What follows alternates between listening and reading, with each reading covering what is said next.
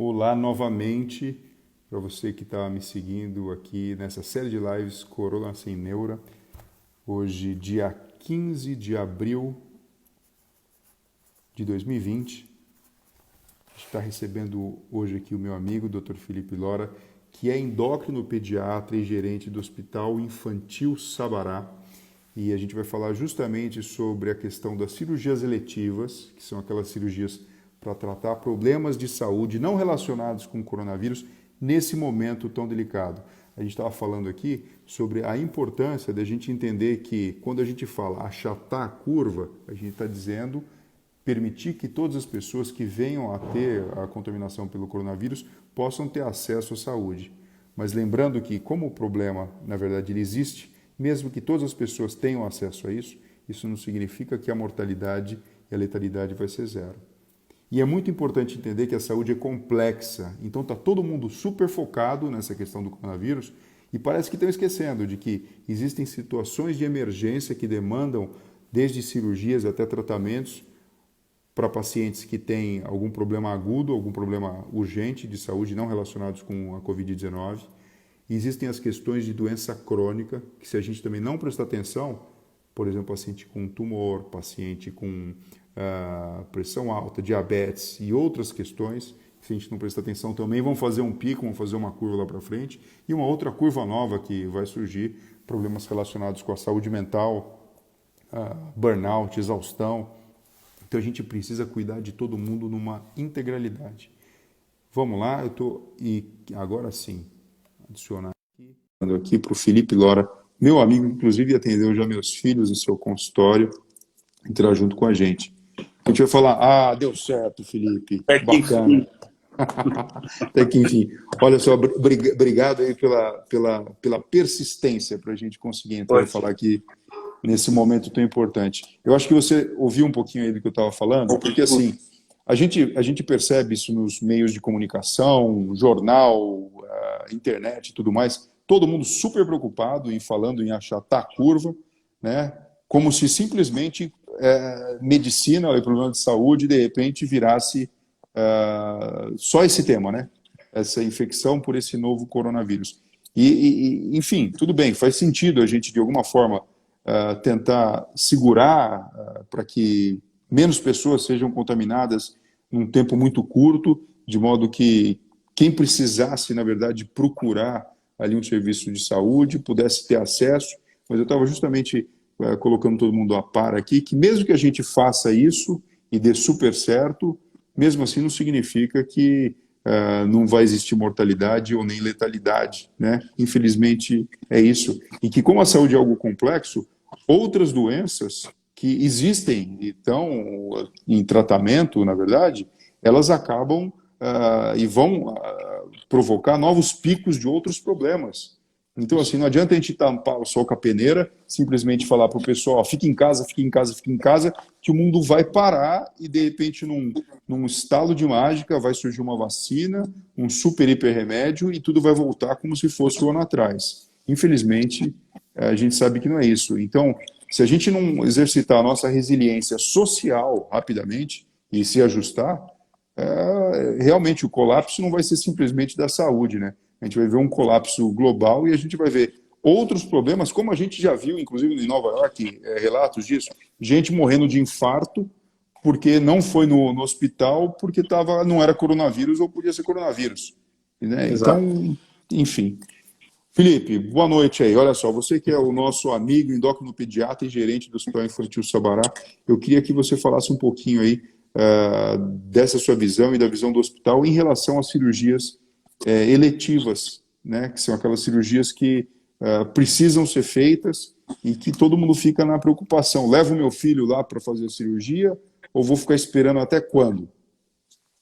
Exato, é isso aí, Fernando. Pegando o gancho do que você falou, claro que não é uma apologia para o isolamento, né? Achatar a curva é importante nesse momento para que não haja um colapso do sistema, para que todos tenham vaga nos hospitais, mas é como se a área embaixo da curva fosse a mesma, né? Então, a gente, no todo, um número de infectados vai haver, a gente só quer evitar essa letalidade. Sobre a cirurgia eletiva, num primeiro momento, quando se faz uma quarentena, é só cirurgia de urgência, e também nós não somos contra isso, não é? Realmente essa é a nossa posição. A questão é que a cirurgia eletiva ela pode acabar urgenciando, né? E a gente sabe que uma cirurgia que poderia ser eletiva, operada na urgência, tem maiores riscos, né? Ela é menos segura, não é tão interessante. Então, a gente queria considerar quando a cirurgia eletiva deve ser considerada, né? Então, se a pessoa tem uma doença crônica, porque como você falou, as outras milhares de doenças continuam existindo e continuam evoluindo, né? Se você não se propõe a tratá-la, você vai tratá-la de qualquer forma numa situação desfavorável. Você deu o exemplo da piora, a gente está com telemedicina lá, né? E as pessoas não querem sair de casa. E às vezes a telemedicina do hospital, do pronto-socorro, já falou com o médico e o médico falou, olha, você não dá para resolver por telemedicina, você precisa vir ao pronto-socorro. E as pessoas ainda com Pessoalmente, né? receio. Pessoalmente, né? Pessoalmente. Quer dizer, mesmo com a triagem de um médico falando, a pessoa ainda está receosa. Então a gente quer só que a racionalidade sobreponha a essa comoção que a gente entende que está ocorrendo, né? E a cirurgia totalmente eletiva deve ser realmente postergada. Felipe, deixa eu contar um negócio para você. Você sabe que eu tenho duas frentes de trabalho dentro da neurocirurgia quer dizer, a gente faz tudo dentro da neurocirurgia, mas tem duas frentes principais. Eu opero muito bebê e o meu hospital, que é a minha casa, é o Hospital Infantil Sabará, com o diagnóstico de crânioestenose, que para quem não sabe é o fechamento precoce das moleiras da cabeça e a cabeça fica deformada. E a gente precisa operar esses bebês a partir do sexto mês, ou com 6 quilos aproximadamente, por vários motivos, porque libera a compressão que existe sobre o cérebro, por uma questão de modelagem mesmo do crânio, dessa região orbitária. E tem uma outra linha de pesquisa que eu desenvolvo com pessoas de mais idade, na terceira idade, que são idosos, lá no Hospital das Clínicas, no SUS. Tem um congresso que a gente sempre vai, todo ano, internacional, que chama Hydrocéfalos, né? E por conta disso a gente tem muitos amigos, médicos amigos de outros países. Tem um médico especial que eu escrevi para ele recentemente, chamado Mats Stuhlberg, que ele é lá da Suécia, onde seria esse congresso esse ano, que já foi cancelado. E eu perguntei para ele, eu falei, pô, como é que vocês estão fazendo aí na Suécia? Né? Porque eles adotaram um padrão de isolamento, que a gente chama isolamento inteligente ou isolamento vertical. Qual que é a linha de pensamento? Não é que está todo mundo bloqueado, todo mundo em casa, mas o povo entende que não pode ficar se cumprimentando, que não pode ficar, tem que manter um distanciamento social. Sempre com aquela ideia, olha, se algo realmente der errado, ou realmente parar de funcionar, talvez a gente tenha que caminhar para um modelo de fechar mais, de restringir. Só que assim, eles já entenderam que assim, esse problema veio para ficar. Então, assim, não adianta a gente ter uma inocência, que acaba sendo até meio infantil mesmo, de achar que vai ficar todo mundo em casa e, de repente, de uma semana para outra, está tudo certo e pode sair. Mesmo a nossa saída para uma vida normal, ela vai ter que ser organizada de uma forma sábia, inteligente, e sabendo que talvez a gente precise voltar para um regime mais fechado ou mais aberto, dependendo de taxa de ocupação em hospital. E dentro disso, por exemplo, lá, as crianças estão indo para a escola, pelo menos todas as crianças do primário, o hospital continua funcionando e sempre os caras muito alertas de como está funcionando. Ele até falou, olha, tem algumas pessoas que criticam isso, mas na verdade assim, a gente está monitorando o que está acontecendo no nosso sistema. Isso pensando em saúde, né? Você imagina em relação a todo o resto da sociedade. Aí vem para mim a seguinte pergunta. Dentro desse contexto, tá? Então a gente entendeu, passou essas 2, 3 semaninhas aí, beleza, vamos ficar em casa. A vida vai precisar andar. A gente, querendo ou não, ela vai precisar andar. A gente está falando de um problema aqui, que são as cirurgias eletivas que não tem nada a ver com coronavírus. Eu não posso deixar os bebês que têm um crânio deformado ficar deformado para sempre, porque a gente está dentro desse problema. Exceto se, de fato, tiver tudo obstruído e nada tiver sentido, que não é o que está acontecendo aqui agora. Então, eu queria que você falasse para a gente quais são os cuidados que estão sendo tomados no Hospital Infantil Sabará, que até possam servir como modelo de ideia para outros hospitais também, enfim, e para a gente como sociedade. A gente tem um privilégio que é trabalhar só com criança, né? E o ambiente pediátrico ele é mais seguro nesse momento. Quer dizer, a criança não tem a forma grave da doença, né? No próprio hospital, nós estamos há mais de 10 dias sem nenhum caso, tivemos 2 casos apenas, e como já comentamos, né, ele foi um caso de bronquiolite que foi encontrado o vírus e era uma bronquiolite típica, tinha o vírus da bronquiolite também. A gente não acredita que o vírus em si tenha dado alguma coisa nessa criança.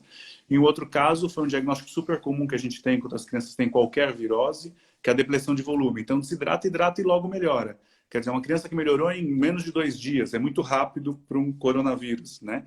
Apesar Então, de ter sido identificado o vírus, o isso. coronavírus. Todas as crianças que têm suspeita, de acordo com o protocolo do Ministério, a gente colhe, né, para os internados. Que é as crianças que têm suspeita acabam internando, porque são os casos mais graves mesmo. Então, a gente pensa, bom, como você falou, o Covid, a gente parando a quarentena, ele não vai sumir, né? E uma vacina vai levar meses, muitos meses até, acho que talvez mais de um ano e meio, prevê-se. É claro que nós estamos numa situação de guerra, está tudo transpassando, as medicações, tudo, mas vai levar um tempo.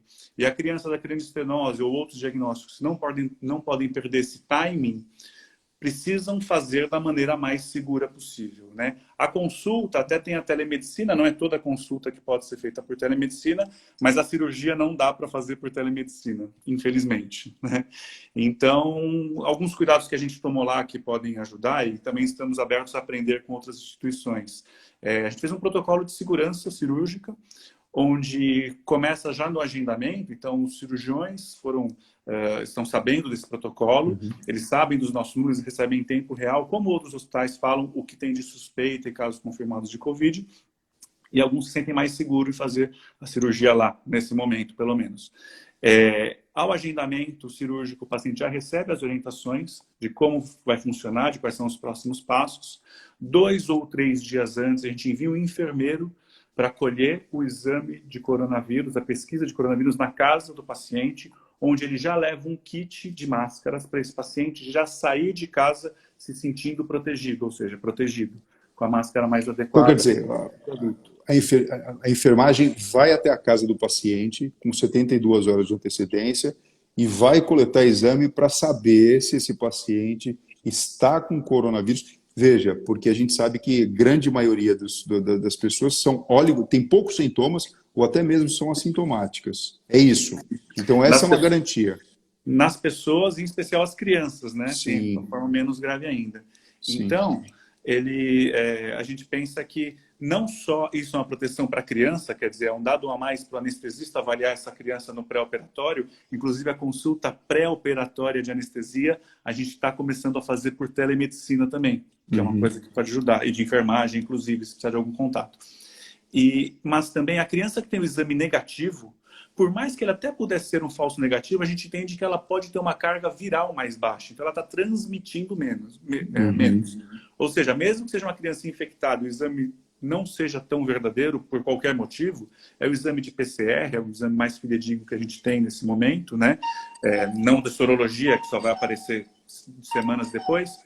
É um exame que, vindo negativo, protege também a equipe, que não pode se contaminar, que é um problema que se viu nos outros países. Então, o cirurgião fica mais tranquilo também de que ele está recebendo uma criança pouco contaminante ou nada contaminante. Cirurgião, anestesista, toda a equipe.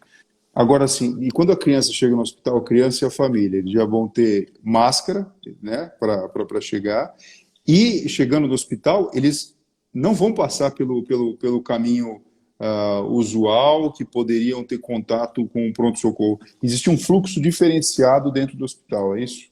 Sim, a gente separou o fluxo já desde o pronto-socorro, né, em respiratório e não respiratório. Então, mesmo a criança não respiratória no pronto-socorro não cruza com a criança que tem sintomas respiratórios. Esse paciente, que a gente sabe o dia e horário que vai chegar, menos ainda. Ele vai... Já existe um capitão porteiro que o recebe, está orientado naquele dia, e já o encaminha para o andar adequado, né? O hospital está isolado, né? Onde se poderia haver algum caso de Covid, que hoje, graças a Deus, não temos, é um andar isolado. O andar cirúrgico é longe e um outro tipo de isolamento reverso. Agora sim, Felipe, se a gente pega, por exemplo, as crianças que eu geralmente opero com cranioestenose, que mandatoriamente vão precisar fazer o pós-operatório na UTI, mesmo que seja um pós-operatório curto, de 3 dias depois da operação, muitas vezes fica um dia no quarto ou depois vai embora. E se, por exemplo, tiver uma criança tratando de coronavírus na mesma terapia intensiva, existe algum protocolo de isolamento para que não exista trânsito numa situação como essa? Acho que primeiro que a criança... nós temos várias UTIs no hospital também, né? Então também tem a UTI respiratória, então não se cruza, tá? Ela não vai se Uhum. cruzar. Além do mais, não é só a UTI o espaço das crianças, tem que se pensar na equipe, né?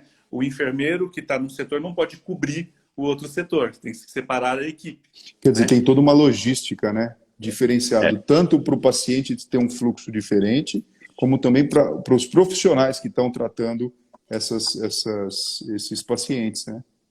uma preocupação com os profissionais, a gente aprendeu com o que veio da Europa, na verdade, né? Tem vários outros aspectos, né? O uso de EPIs dentro do centro cirúrgico, aquela história dos face shield que todo mundo já viu, mas eu acho que essa questão do exame prévio e o fluxo separado é o que dá maiores garantias, tanto para a criança, para os pais, quanto para a equipe cirúrgica, né? Agora, olha só, Felipe, a Camila está mandando uma pergunta aqui, e eu acho que a gente pode ir mesclando aqui a nossa conversa com essas informações, porque sempre vem uma pergunta desafiadora aí dos nossos seguidores, que acabam complementando a nossa conversa. A Camila está perguntando o seguinte, ó, como estão os números em relação à pediatria? Sabemos que o risco de letalidade é menor, mas os sintomas são semelhantes? Quais são as características aí da doença para esse grupo? O que você diria, Felipe? Em pediatria, se a gente pensa, os sintomas são semelhantes, são iguais, são sintomas gripais, né? É uma gripe, coronavírus. E em criança é mais desafiador ainda, porque criança, sabidamente, tem os principais problemas em criança são respiratórios, em especial nessa época do ano. Então, o pediatra que antes diferenciava bronquiolite de gripe por influenza, por resfriado, tudo, agora tem mais o coronavírus e a gente se vale dos exames para saber a diferença. Então, Olha só, para aproveitar a claro. complementação da sua pergunta, a Maria Paula pergunta o seguinte: a criança internada por coronavírus, ela fica isolada da família? Boa pergunta. A gente não isola uma criança da família em nenhuma situação. Em nenhuma situação. Não, Acho que não tem porquê. isso é o ponto básico, na verdade, para todas as pessoas entenderem aqui, né, Felipe? Porque existe uma preocupação emocional, e com razão, muito grande em relação a isso, né? E A às vezes inter... um pai ou uma mãe pode ficar preocupado, falar, não vou levar porque se tiver qualquer coisa, meu filho vai ficar sozinho lá, né? Não, absolutamente. Isso é uma coisa do passado. Qualquer situação de UTI, por mais grave que seja, os pais acompanham. Claro, numa UTI não são tantos acompanhantes, fica uma pessoa só junto, mas sempre a internação é muito traumatizante para qualquer criança, né? Potencialmente traumatizante. Então, a gente acredita que os pais junto, ou um cuidador, ou um familiar, ameniza muito e ajuda muito, inclusive, a equipe a trabalhar. Ô Felipe, a gente fala aqui o seguinte, né? Pelo menos para adulto, a neurociência mostra isso. O indivíduo fica em pânico, ele fica muito ansioso.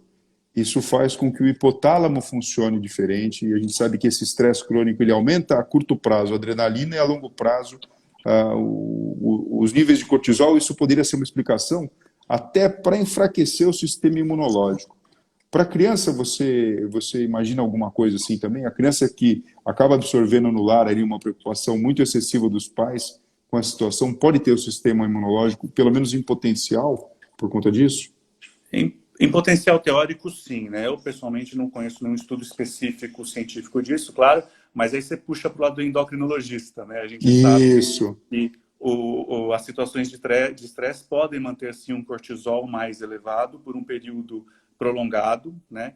E esse cortisol mais elevado, o cortisol é um hormônio imunossupressor, né? Então, a pessoa pode estar mais suscetível a uma doença. Claro, ela tem que ter contato com o bicho, né? Ela tem que ter contato com o vírus, mas numa situação ela pode mais facilmente adoecer, teoricamente, né? Essa situação de angústia social é muito complicada sobre vários aspectos. A gente não sabe, aliás, o que vai ficar socialmente de sequela disso para todo mundo, né? Ô Felipe, a gente estava falando aqui sobre o que é considerado uma cirurgia eletiva, né?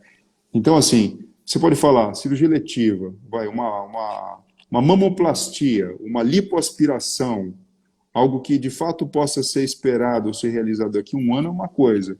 Uma cirurgia de fimose com uma criança, talvez tenha aí também uma margem de tempo que possa ser esperado. Agora, se de repente essa criança começa a apresentar infecção urinária de repetição ou alguma coisa assim, é uma cirurgia eletiva, mas não tão eletiva assim, né? Porque ela vai impactar, como a gente falou, na curva social aumentando o número depois de talvez uma internação por questão de uma complicação evitável.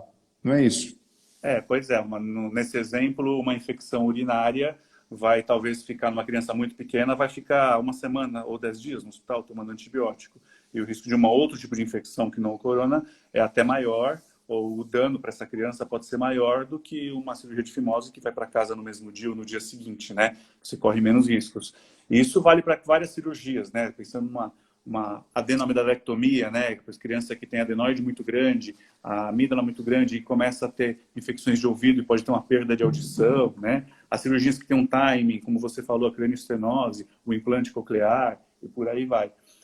A nota da ANS deixou um pouco, como se era de se esperar em tudo em medicina, o cirurgião ou o médico um pouco desamparado no sentido de ser muito responsável por isso. Ô Felipe, só para a gente explicar para quem aqui não entende, quando a gente fala ANS, é a Agência Nacional de Saúde, que regula a saúde suplementar, não é isso? Isso, como ela não tem nada a ver com o SUS.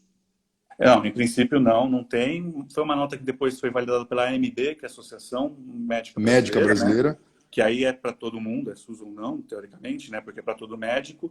Claro que cada médico pode seguir a sua sociedade tem orientações específicas, né? De cada especialidade, mas em todas elas você precisaria justificar, de certa forma, a cirurgia, né? Então, o médico precisa colocar ali, bom, eu estou fazendo essa cirurgia da fimose, por exemplo, porque eu vejo esse risco pode causar esse dano para o paciente. Isso, inclusive, valida com a operadora, e a operadora pode mostrar para a ANS, se for o caso, isso, para qualquer fiscalização. E a ANS diz o que exatamente?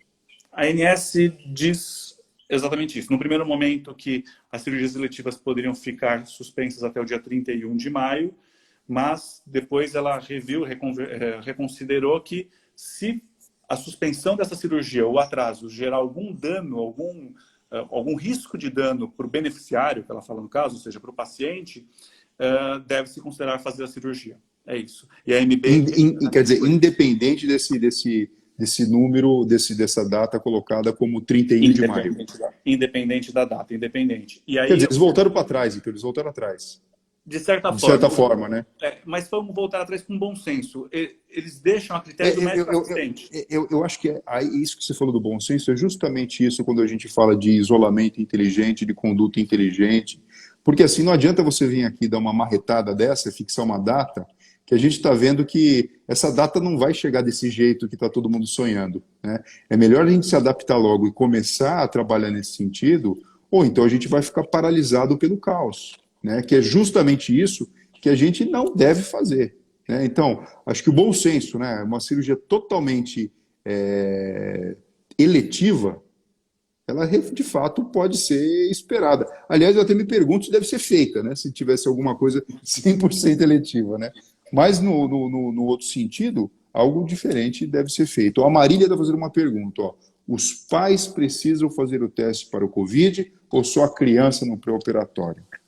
No pré-operatório, a gente hoje faz o teste para a criança, porque é quem vai se expor a uma situação de estresse e vai estar mais próximo da equipe cirúrgica. Os pais, eles acompanham até a sala cirúrgica, mas eles não participam da cirurgia. E os pais podem usar máscara, tudo. A criança, durante o procedimento, não. Inclusive, há protocolos anestésicos de como fazer essa criança, durante a anestesia, liberar menos aerossol, justamente para não contaminar nada. Mas os pais não precisam fazer o exame. Se eles tiverem algum sintoma desconfiando de Covid, eles não devem nem vir. Eles devem fazer o exame em casa e não vir ao hospital nessa situação. Eu tenho uma coisa muito comigo assim, Felipe, eu não sei se você concorda, mas numa situação dessa, com tanta incerteza que a gente tem, não estou falando só da cirurgia eletiva não, mas de tudo que a gente está vivendo, eu acho que o formato mais racional seria todo mundo entender que potencialmente você pode estar com coronavírus. Então, a gente tem que se preocupar para não transmitir nada para ninguém e não deixar nenhum ambiente, na verdade, com possibilidade de eventualmente pegar o vírus se a gente estiver portando ele, né? É um exercício isso que a gente precisa fazer com a cabeça. Mas se a gente pensar dessa forma, isso faz com que a gente possa ter um trânsito mais inteligente, né? E mais próximo da funcionalidade, né? Perfeito, Fernando. Assim, a gente tem que entender que agora mudou a nossa rotina, não vai mudar até o dia 31 de maio, por exemplo. Melhor ainda dizendo, é melhor você operar no dia 30 de maio com todo o protocolo de segurança do que no dia 1º de junho, como era antigamente, totalmente livre. Porque nessas 48 horas o coronavírus não vai sumir. Então a gente tem que aprender a se cuidar. E realmente, a preocupação não é só de pegar, é de não transmitir também. É uma questão social. Talvez por isso, na China, em países mais confucionistas, né, em que a pessoa quer ser útil para a sociedade, o isolamento vale um pouco mais. A pessoa tem essa visão de eu não posso passar também, né? Porque o setor administrativo de um hospital usa máscara, porque ele também não pode transmitir eventualmente para o seu colega, ele não está diretamente vinculado à criança. Então, tem também este motivo. A gente precisa entender que isso mudou, isso vale não só para a cirurgia eletiva, vale para aquele cara que também faz consultas de doença crônica, né? Quer dizer, um diabético. Tá bom, ele vai ficar 1 ano e meio sem aparecer no médico, ele vai descompensar e vai internar. Né? Seja ele tipo 2. E esse grupo de paciente vai fazer uma curva ali na frente, que não é a curva do coronavírus, mas que vai abarrotar também o sistema de saúde. Eu li, eu não sei como é que é na população pediátrica, mas estima-se que no Brasil a gente tenha 14 milhões de diabéticos, né? Um país aí com 210 milhões, você imagina se toda essa turma de repente descompensar? Pô, é muito mais do que a gente tem de coronavírus. Olha, está falando de 28 mil casos, imagina 14 milhões de repente descompensar. Então a gente está olhando de uma forma muito focada num problema e estamos entendendo que a gente já lida com uma situação muito mais complexa do que essa. A Flavinha está fazendo uma pergunta, ó. Quais são as medidas no centro cirúrgico, na CME, Central de Material, né, do centro cirúrgico de esterilização, para cirurgias eletivas nesse momento? Algum protocolo diferente? Existe um protocolo extenso, até na verdade de 3 páginas, que foi feito em conjunto por cirurgiões, a gerente do centro cirúrgico, a equipe anestésica, a enfermagem, que é a Giovana, é uma pessoa super linkada com isso, nossa, que você conhece, craque, e muito ligada a essa parte da higiene, né? E então existem, o protocolo vai desde a entrada do paciente, vai desde o plástico que vai no computador, onde você vai escrever para a higienização. Acho que o mais interessante falar do centro cirúrgico é realmente o modelo de anestesia, né, que muda um pouco, a orientação da sociedade também. Então, você não espalha mais aerossol, então você ceda a criança antes, usa máscara laríngea eventualmente. A máscara laríngea e outro tipo de sedação é o mesmo risco, o mesmo efeito. É por isso que, na verdade, a expertise do pessoal da anestesia e também do médico intensivista em vias aéreas, em intubar, Sim. faz toda a diferença, né? Porque se você vai colocar o paciente em uma situação de totalmente tá relaxado, quase praticamente parado, você não pode bobear, né? Você tem que ser preciso e perfeito na intubação, né? Você vulnerabiliza o paciente, né? Ele fica vulnerável. E o anestesista faz isso todo dia, né? Quer dizer, ele intuba, ou seja, não é uma intubação nesse caso, mas ele está acostumado a lidar com via aérea e a equipe de UTI também. Você pega hospitais americanos, quem atende uma urgência para intubar é o anestesista que corre ali no setor que não tem, né? Não no pronto-socorro, mas numa enfermaria, uma coisa, é o anestesista que dá esse apoio. Então, a gente se orgulha de ter uma equipe de anestesia pediátrica, né? Que faz só criança, trabalha com a gente, transmitindo essa segurança. Mas a segurança no centro cirúrgico, só para fechar com a Flavinha, é desde a paramentação, né, desde todo o EPI usado, EPI é equipamento de proteção individual, né, a máscara, o face shield, tudo, até a desmontagem dessa sala cirúrgica para montar a próxima. Não é só limpa e começa a próxima. Não, tem coisa para desmontar, como vai ser desmontado, né? Aquilo que a gente vê de como tirar a máscara vale também para a sala cirúrgica, né? Como fazer tudo aquilo. Isso todo hospital deve fazer, é esperado, mas a gente sempre busca esse cuidado a mais aí para se preocupar. Felipe, a Camila está perguntando o seguinte, ó. Todos os procedimentos eletivos vocês têm testado para a Covid? É isso? Todos os procedimentos eletivos a gente não tem feito. Né? Os muito eletivos, como o Fernando falou, a gente não tem feito. A gente tem os eletivos que se justificam. O que a gente faz é apoiar realmente o cirurgião nesse momento para ele não ficar sozinho para fazer uma justificativa. O que eu estou falando? Vou dar um exemplo, Fernando. A equipe de otorrino está classificando quais são os procedimentos que são totalmente eletivos para eles, quais são aqueles que podem haver uma justificativa e quais aqueles que são urgentes. Então, isso facilita em grupo, o entendimento não fica na cabeça de uma pessoa só. Né? Mas sim, todas as cirurgias feitas no Hospital Sabará, salvas de urgência, porque o paciente entra e não dá tempo de ficar pronto o exame, mas as cirurgias programadas todas estão sendo colhido o exame de coronavírus na criança. Eu acho que é isso que ela queria saber. A Sandra Ferreira Godoy pergunta o seguinte: quando se fala em exame em casa, qual é o exame disponível? Acho que você já falou isso, né, Felipe? Na verdade, é o PCR, né? Que você coloca, você coleta para saber se tem o vírus. Não é para você saber se o indivíduo tem IgM ou IgG, que acaba sendo a cicatriz imunológica, dizendo que você estaria já imune por ter apresentado o vírus, né? Ter tido a Covid-19, né? Os exames para se fazer em casa, pensando em comprar o exame, no começo alguns laboratórios fizeram, agora eles tiveram mais dificuldade por falta de kit e tudo mais. O exame feito em casa do Sabará, né, o que o hospital se propõe a fazer, é esse, PCR, que é reação em cadeia de proteína, né, em que você pesquisa o vírus a partir do terceiro dia de sintoma, né, da criança. Os outros exames, que são os de sorologia, como você falou, eles são exames que levam uma semana, pelo menos, normalmente até 14 dias para se colher. Então, a gente não faz, não é o caso aqui, porque já teria tido a doença. Então, basicamente, são esses dois métodos de exame que existem. Tem vários de sorologia e vários de PCR, né? Então, existe o PCR que leva mais dias, menos dias. Existe agora um teste novo que a gente deve já estar colocando nas próximas semanas, que é o teste rápido de PCR, que em 1h30 você sabe se a criança está com coronavírus, mas basicamente... Que é parecido com aquele que se faz com H1N1 do influenza? É Isso. isso, que é rápido, que é um teste rápido. Exato. Se você pensar que é uma gripe e que o coronavírus vai funcionar da mesma forma, hoje, quando você faz o influenza, é quando você suspeita de gripe. Nossa, está com quadro gripal, teve contato com uma criança na escola que teve influenza, tudo, aí você pesquisa. No futuro, o corona ele já não é mais se você viajou, se você teve alguma outra coisa. No futuro vai ser, tive contato com uma criança com coronavírus, ou tenho sintomas sugestivos de coronavírus. E esse vai ser o motivo para a coleta. Dá para comparar muito o corona ao influenza do ponto de vista de raciocínio clínico, tirando que o corona não tem medicação, como é o oseltamivir para influenza, e não tem vacina ainda. Olha só, a Leni está fazendo uma pergunta que eu acho chave aí, que os pais também acabam se preocupando. Ela coloca assim: boa noite, ó. As crianças que se encontram em pós-operatório, elas estão mais suscetíveis a atingir a gravidade caso contraiam o vírus? Eu entendi. Ela quer dizer o seguinte: ó, a criança foi operar, aí tá tudo bem, fez o protocolo, não tem coronavírus nem nada.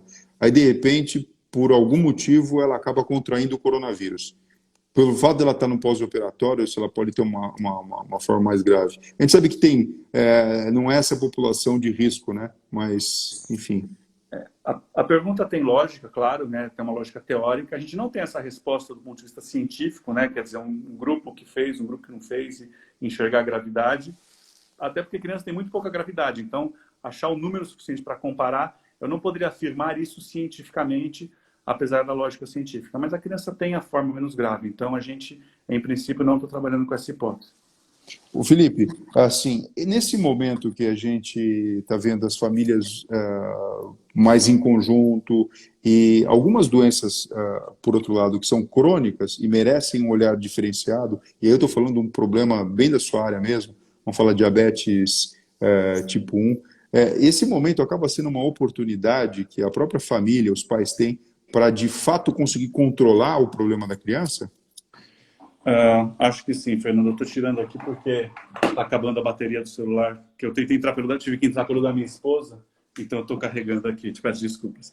Vamos lá. Sim, eu acho que sim. Especialmente, aliás, o diabético tipo 1 é um exemplo que eu uso porque é o paciente que eu mais vejo como endócrino pediatra, né? A maior parte das crianças do tipo 1 são crianças, começa na infância. Mas qualquer doença crônica vale esse raciocínio. É uma oportunidade, se é que dá para ver um lado positivo dessa pandemia, em que todos os pacientes com doença crônica pararam o que estão fazendo e estão em casa, e especialmente a criança, sob os olhos dos responsáveis, dos pais, do cuidador, né? Então, no caso do diabético tipo 1, é um momento de qualificar essa dieta, né? O diabético tipo 1, ele conta o quanto ele come em carboidrato. Então, ele sabe que ele, numa refeição, comia 45 gramas de carboidrato, por exemplo, e agora ele está parado, fazendo menos atividade, que não dá para ele subir esse número é bem objetivo, né? Não dá para ele comer 60 agora, ele tem que segurar ou menos, né? Ele sabe que tem que manter um pouco de atividade física, e até porque um diabético descompensado, ou que está descompensando, o que acontece? Ele faz mais xixi, porque esse açúcar alto no sangue sai pelo rim, sai pelo xixi e leva a água embora junto. E ele tem mais sede. E ele fica subhidratado. E uma criança, ou mesmo um adulto subhidratado, não está nas melhores condições para enfrentar o coronavírus. Quer dizer, se ele se infecta, aí sim ele tem um risco maior de piorar, mais do que o pós-operatório, por exemplo. Quer dizer, se está subhidratado, o que a gente fala quando alguém está doente? Toma bastante líquido, hidrata, que é para melhorar logo. Um diabético especificamente descompensado, ele pode sim piorar mais rápido de coronavírus. Sem falar de vários outros problemas que tem o diabetes, né? Quer dizer, as pessoas não sabem, mas o Tilenol, o paracetamol, pode alterar a leitura nos sensores, funcionalmente, né? O ibuprofeno altera o efeito da insulina. Então aí você começa a complicar a sua vida, né? Você está subhidratado, você toma um remédio que atrapalha a leitura. Então, esses pacientes demandam isolamento, pensando no isolamento inteligente, que não precisa ser vertical necessariamente, né? Você viu que a Coreia do Sul fez, eles foram atrás, testaram todo mundo. Isso é inteligente, é achar a trilha e segurar quem precisa. A trilha certa para o lugar certo, para o povo certo, e na verdade, no nosso caso aqui, o certo é para o Brasil, para os brasileiros, porque é isso que a gente é, né? A gente tem que entender como que a gente funciona, a nossa mecânica que é só nossa e não tem uma forma de bolo, infelizmente, e essa forma ela vai ter que ser feita por nós, né? E ajustada de tempo em tempo. Ô Felipe, o seguinte, ó, agora a gente está entrando numa época do ano em que a gente sabe que aumenta o número de pacientes com questões respiratórias, né? Na população pediátrica, principalmente os casos de bronquiolite. Como é que você sente aí esse período chegando agora, a gente estando nesse momento aí de pandemia, essa quarentena que vai terminar, e, enfim, como é que a gente pode equacionar isso em relação às crianças? Qual que é a sua preocupação como pediatra? Eu tenho duas respostas para isso, Fernando, a teórica e a prática, né? Vou começar pela teórica.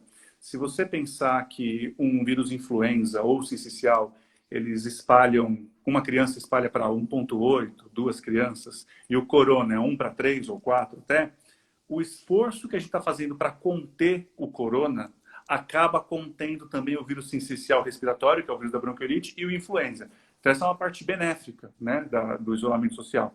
Então, os hospitais não, as pediatrias, vamos dizer assim, dos hospitais, e o Sabará, que é só pediátrico, tem ficado mais vazio por causa dessa contenção.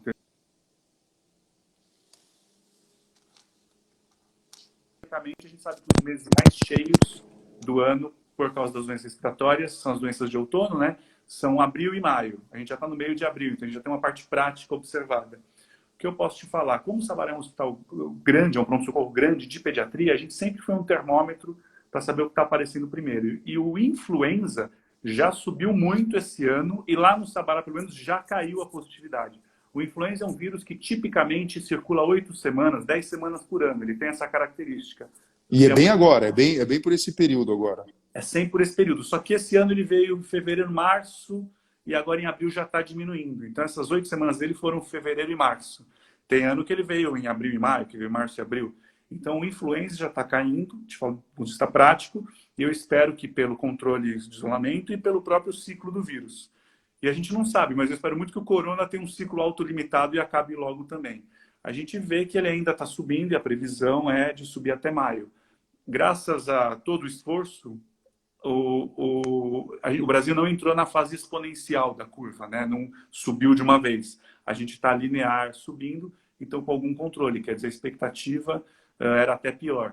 Então, agora o principal receio é colapsar, em especial no serviço público, onde há menos leitos de UTI do que no serviço privado, proporcionalmente, né, para a população que atende. Agora, sim, uma coisa que eu fico pensando, como cirurgião pediátrico, né, como neurocirurgião pediátrico, o momento e o local ideal para realizar essas cirurgias eletivas em criança, não tem jeito, tem que ser num hospital infantil, tem que ser num hospital pediátrico. Porque, por si só, olha só, entendo o meu racional, a gente já está indo para uma situação em que a gente vai fazer uma cirurgia eletiva. Se eu levo para um hospital geral, onde já existe toda uma preocupação, e certamente existem pacientes com coronavírus, e aí você não se preocupa só com a criança, mas com os pais que vão estar ali indo e vindo, é meio que racional eu direcionar as crianças para hospitais que sejam especiais para elas. Não Faz diria nem... sentido isso? Não faz sentido isso? A gente entende que sim, claro que a gente é uma parte, né, falando Não, de si mesmo, mas... isso pode ter conflito de interesse quando a gente fala assim, mas deixando isso de lado, é meio que o racional. Se eu já estou pensando aqui em separar e organizar as coisas, nada melhor do que operar uma criança num hospital de criança, num hospital para criança. Ainda mais nessa situação. Claro que o Hospital Geral também tem seus isolamentos, eles vão justificar isso, claro, mas é uma vantagem do ambiente pediátrico, não do hospital pediátrico ser melhor ou pior. O ambiente pediátrico pondera ou favorece que não haja o vírus circulando ali nesse momento, né? Especialmente a criança que poderia ser o transmissor assintomático, testada antes de entrar. Então, a gente entende que é mais seguro. Eu posso falar por mim, aí só, já não é nem com Sabará, eu preferiria operar um filho meu num ambiente pediátrico hoje por essa segurança infecciosa, quer dizer, é uma segurança a mais. Sem falar que as doenças pediátricas, em geral, são infecciosas. Então, é uma equipe, é um serviço de controle de infecção hospitalar já habituado com essa forma de isolamento, né? Então, o isolamento do corona é igual ao isolamento do sarampo ou do herpes. São doenças que aparecem na criança. Então, é o mesmo tipo de isolamento, o aerossol. O Felipe, e na verdade, assim, quando a gente compara o corona com o sarampo, a possibilidade de transmitir é muito maior, né? Muito. Uma criança, um paciente com sarampo pode transmitir até para 18 a 20 pessoas, é algo assim, né? A gente usa o número de 14 para não ficar exagerado, 10 a 14 até, mas é isso, o sarampo ele é 4, 5 vezes mais infectável, né, mais infectante do que o corona, sim. E aí, conter um sarampo, sim, é preocupante. E o imunossuprimido não, mas o vulnerável no sarampo, se tiver contato, isso é dado estatístico, 90% das vezes infecta mesmo. Tem aí que ele pega mesmo, né? Muito mais preocupante, né? É que a gente já está habituado com algumas doenças, sarampo tem vacina, então você pode fazer alguma coisa. O problema do corona é que não tem nada o que ser feito sem ser o isolamento, né? A gente viu eu não vou me lembrar de onde exato, mas um médico de Nova York falando que o problema, um infectologista, o problema é que a gente ficou tão bom em tratar as doenças infecciosas que agora que a gente não tem outra solução e a solução é uma medicina de saúde pública, a gente se incomoda, porque realmente, 100 anos atrás, o que tinha para fazer era se isolar.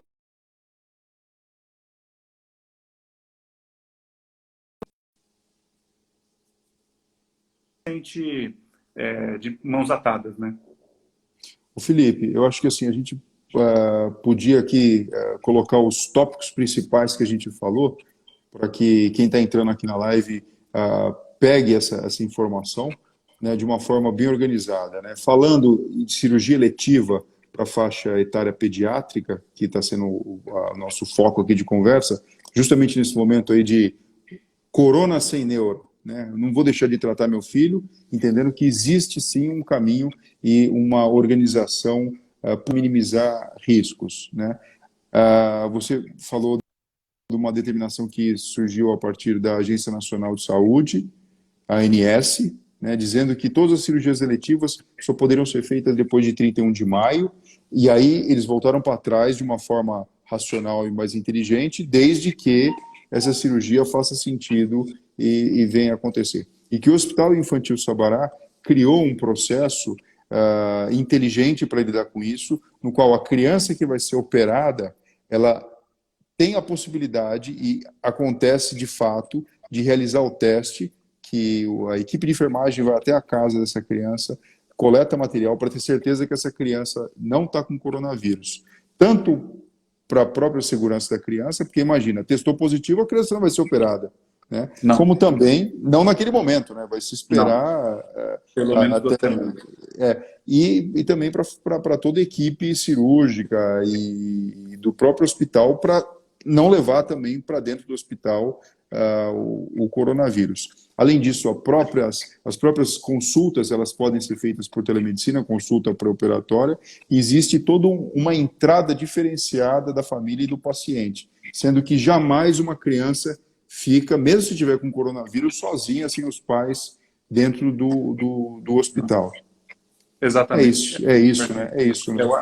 Acho que a mensagem geral, só um detalhe, que é o exame do corona, a gente consegue atender a São Paulo, Grande São Paulo, né?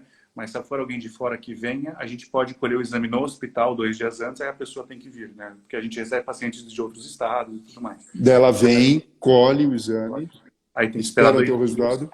Isso. E a gente está desenvolvendo agora a aquisição, inclusive da máquina, do protocolo do exame, que fica pronto em 1 hora e meia, para esse paciente não ter que esperar os 2 dias, né? Considerando esse público, que chega a ser uma porcentagem até alta das nossas cirurgias. Em alguns momentos chega a ser 1/3 das cirurgias. Mas acho que a mensagem de tudo isso que você falou é isso mesmo, é que a gente tem que racionalizar. É um momento emotivo, de emoção, realmente, né? Difícil, mas racionalizar, porque o corona não vai embora acabando a quarentena. Então, racionalizar nossa atitude para uma consulta, para qualquer atitude para sair na rua e também para a cirurgia. Né? E aí, se a cirurgia, a gente chama de cirurgias inadiáveis, a gente fala. Né? Então, é uma eletiva? Ok, mas é uma eletiva inadiável. Chega um ponto que não dá mais. Ela vai deixar de ser eletiva daqui a semanas ou meses. Essa é interessante que se faça no momento eletivo, com todo o controle e segurança, do que deixar isso virar uma urgência, entrar correndo, sem fazer o exame antes, por exemplo, sem ter todos os cuidados, a equipe está preparada e descansada para fazer aquele procedimento. O Felipe, antes de dizer boa noite para você e agradecer o seu tempo e a gente poder passar esse tipo de informação, que até, além da gente mostrar o que a gente está fazendo no Hospital Infantil Sabará, o propósito dessa conversa aqui, que é uma conversa aberta, não só para o Brasil como para o mundo, é que aqui fica um celeiro de ideias, né? Que de repente alguém possa também ter uma ideia, contribuir com a gente, ou usar aqui o modelo como uma forma também de atender melhor os pacientes, porque a gente está tudo junto, na verdade, remando nesse sentido de combater o coronavírus.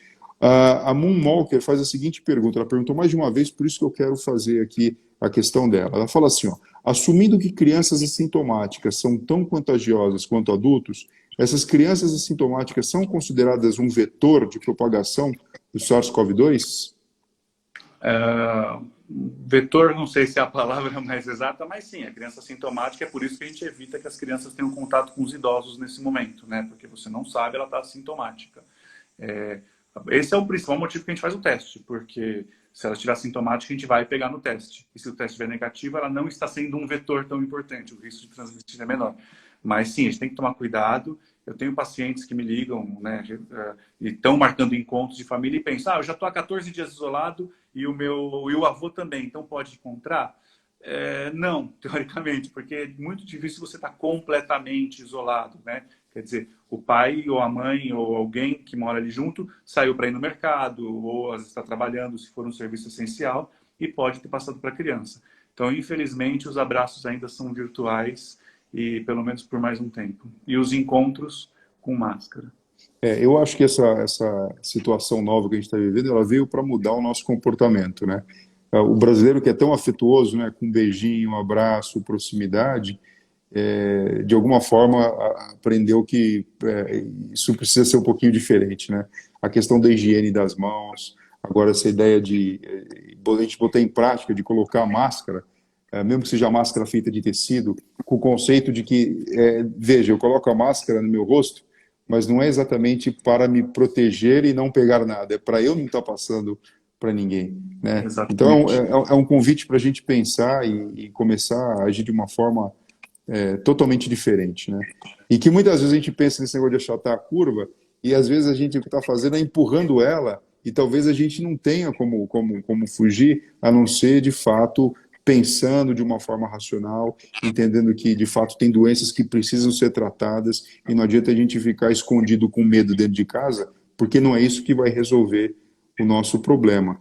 Lógico, a gente precisa evitar e ter a questão do distanciamento social para combater essa transmissividade, acho que a gente pode falar assim, né? Mas enquanto a gente não botar a mão na consciência que talvez esse problema ele veio e vai ficar um tempo aí, e a gente se educar mesmo, e todo mundo se educar, a gente vai ficar com medo e paralisado, né? E isso não pode acontecer, principalmente na atenção à saúde da criança. É isso aí, vamos achatar a curva até ter a vacina, pelo menos, né? Vamos segurando, mas até lá a gente se trata como o pediatra está habituado a orientar os pais a visita do recém-nascido, né? Aqueles primeiros 2, 3 meses vem gente, a gente pede para a pessoa lavar a mão, para pegar o bebê, tomar alguns cuidados que nós vamos ter que passar a ter uns com os outros agora mesmo adultos por um tempo, pelo menos, né? é muito legal a gente poder cuidar um do outro também. A gente tem que olhar o lado bom da coisa, né? Como eu falei, o doente crônico tem que sair dessa quarentena melhor controlado que antes, porque ele está se cuidando com receio do corona. Então, a gente tem que tentar enxergar um pouco o lado positivo disso e mudar o comportamento. Todas as doenças modernas só melhoram mudando o comportamento. O diabetes, a obesidade, tudo. E o corona, por mais que seja uma infecciosa, está acontecendo isso também. É isso aí. Olha só, Felipe, muito obrigado por essa nossa conversa, por esse momento que a gente passou junto aqui. Essa live vai ficar salva, o pessoal está perguntando aqui, ela fica 24 horas e pode ser acessada aqui, mas eu vou salvar ela também e colocar no Facebook e vou passar para você também, viu, Felipe? Para a gente Legal. colocar disponível para o pessoal do Sabará, e mais importante porque acaba sendo até um trabalho social que a gente faz como hospital para disseminar essa nossa preocupação, essa nossa, eu ouso dizer isso, a nossa coragem, na verdade, de não parar e não ficar paralisado, entendendo que todo paciente deve e merece ser tratado e, infelizmente, não é só coronavírus que existe pela frente, né? E vida que segue. Vida que segue, é isso aí. Obrigado, Fernando, obrigado pelo convite. Sempre um prazer conversar com você. Veremos casos juntos muito em breve no hospital. É isso aí. Boa noite, Felipe. Boa noite. Tchau, tchau, Obrigado. gente. Obrigado. Tchau.